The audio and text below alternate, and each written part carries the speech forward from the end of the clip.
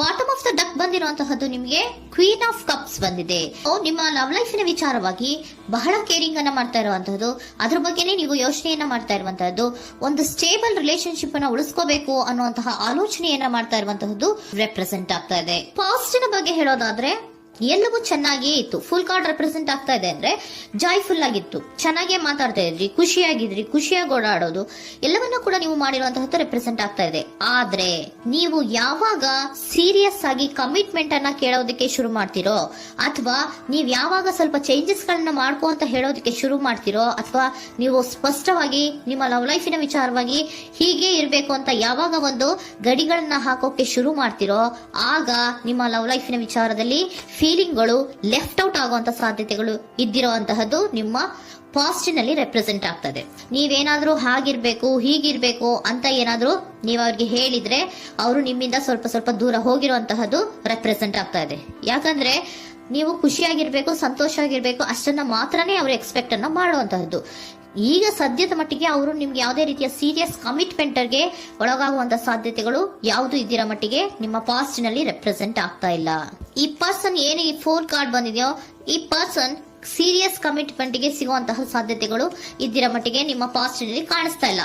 ಆಗ ಅವರಿಗೆ feeling left out ಆಗಿರುವಂತಹದ್ದು, ಅವರು ಸ್ವಲ್ಪ ಸ್ವಲ್ಪ ಚೇಂಜ್ ಆಗಿ ನಿಮ್ಮಿಂದ ದೂರ ಹೋಗಿರುವಂತಹದ್ದು ಈ ಕಾರ್ಡಿನಲ್ಲಿ ರೆಪ್ರೆಸೆಂಟ್ ಆಗ್ತಾ ಇದೆ. ಅಟ್ ದ ಪ್ರೆಸೆಂಟ್ ನಲ್ಲಿ ನಿಮಗೆ ಬಂದಿರುವಂತಹ ಕಾರ್ಡ್ ಏನು, ವೀಲ್ ಆಫ್ ಫಾರ್ಚೂನ್. ಬದಲಾವಣೆಯ ಮಾರ್ಗವನ್ನ ನೀವು ಹಿಡಿಬೇಕು, ಅಂದ್ರೆ ಬದಲಾವಣೆ ಆಗ್ಬೇಕು. ನೀವು ಅವರು ಸೀರಿಯಸ್ ಕಮಿಟ್ಮೆಂಟ್ ಅನ್ನ ಕೇಳಿದಾಗ ಅವರು ನಿಮ್ಮಿಂದ ದೂರ ಹೋಗಿದ್ದಾರೆ ಅಂದ್ರೆ ನೀವೇನ್ ಮಾಡ್ಬೇಕು, ಅಟ್ ದ ಪ್ರೆಸೆಂಟ್ ನಲ್ಲಿ ಬದಲಾವಣೆಯ ಮಾರ್ಗವನ್ನ ಹಿಡಿಬೇಕು. ಬದಲಾವಣೆಯ ಮಾರ್ಗವನ್ನ ಮಾಡ್ಕೊಳ್ಳೋಕೆ ಹೋಗ್ತೀರಾ, ಆದ್ರೆ ನಿಮ್ ಕೈಲಿ ಆಗ್ತಾ ಇಲ್ಲ. ಯಾಕಂದ್ರೆ ವೀಲ್ ಆಫ್ ಫಾರ್ಚೂನಿನ ಕ್ಲಾರಿಫಿಕೇಶನ್ ಕಾರ್ಡ್ ಬಂದಿರುವಂತಹದ್ದು ಯಾವುದು, ಡೆವಿಲ್ ಕಾರ್ಡ್ ರೆಪ್ರೆಸೆಂಟ್ ಆಗ್ತಾ ಇದೆ. ಡೆವಿಲ್ ಕಾರ್ಡ್ ಏನನ್ನ ರೆಪ್ರೆಸೆಂಟ್ ಮಾಡುತ್ತೆ, ಅಡಿಕ್ಷನ್ ಅನ್ನ ರೆಪ್ರೆಸೆಂಟ್ ಮಾಡುತ್ತೆ.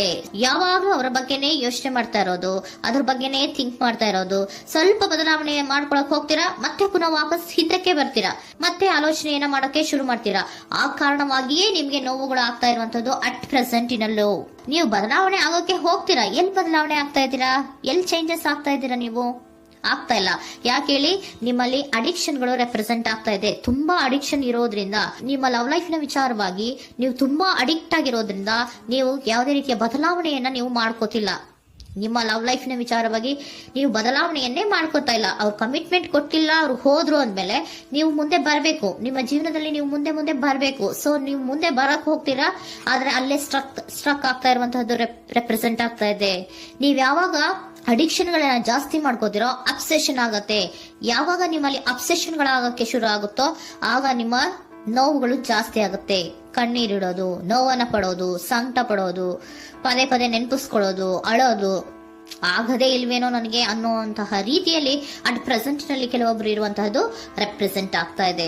ನೆಕ್ಸ್ಟ್ ಕಾರ್ಡ್ ಬಂದಿರುವಂತಹದ್ದು ಯಾವುದು, ಕ್ವೀನ್ ಆಫ್ ಪೆಂಟಿಕಲ್ಸ್ ಬಂದಿದೆ. ಸೊ ಕ್ವೀನ್ ಆಫ್ ಪೆಂಟಿಕಲ್ ಏನನ್ನ ರೆಪ್ರೆಸೆಂಟ್ ಮಾಡುತ್ತೆ, ನಿಮ್ಮನ್ನ ನೀವು ಗಮನವನ್ನ ಕೊಡಬೇಕು, ನಿಮ್ಮ ಕಡೆಗೆ ನೀವು ಹೆಚ್ಚು ಗಮನವನ್ನ ಕೊಡಬೇಕು. ಅವ್ರು ನಿಮ್ಗೆ ಸೀರಿಯಸ್ ಕಮಿಟ್ಮೆಂಟ್ ಕೊಡ್ಲಿಲ್ಲ, ಫೀಲಿಂಗ್ ಲೆಫ್ಟ್ ಔಟ್ ಆಯ್ತು, ಅವರು ದೂರ ಆಯ್ತು, ಹೋದ್ರು ಅಲ್ವಾ. ಸೊ ನೀವೇನ್ ಮಾಡ್ಬೇಕು, ನೀವು ನಿಮ್ ಕಡೆಗೆ ಗಮನವನ್ನ ಕೊಡಬೇಕು. ವೀಲ್ ಆಫ್ ಫಾರ್ಚೂನ್ ಅಂದ್ರೆ ಏನು, ನೀವು ಬದಲಾವಣೆಯ ಮಾರ್ಗವನ್ನ ಹಿಡಿಬೇಕು.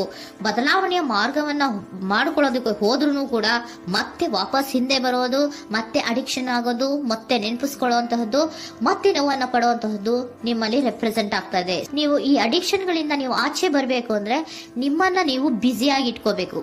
ಟೈಮ್ ಇದ್ರೂ ಕೂಡ ಮತ್ತೆ ಪುನಃ ಹಿಂದೆ ಬಂದು ನೀವು ಆಲೋಚನೆ ಮಾಡುವಂತಹ ಸಾಧ್ಯತೆಗಳು ಇದೆ. ಅದಕ್ಕೆ ನೀವು ಅಟ್ ಪ್ರೆಸೆಂಟ್ ನಲ್ಲಿ ನೀವು ಆ ಫೀಲಿಂಗ್ ಇಂದ, ಈ ನೋವಿನಿಂದ ನೀವು ಆಚೆ ಬರ್ಬೇಕಂದ್ರೆ ನೀವೇನ್ ಮಾಡ್ಬೇಕು, ಸ್ವಲ್ಪ ಏನಾದ್ರೂ ಬ್ಯುಸಿ ಆಗ್ಬೇಕು, ಕೆಲಸಗಳನ್ನ ಮಾಡೋದಕ್ಕೆ ಶುರು ಮಾಡ್ಬೇಕು.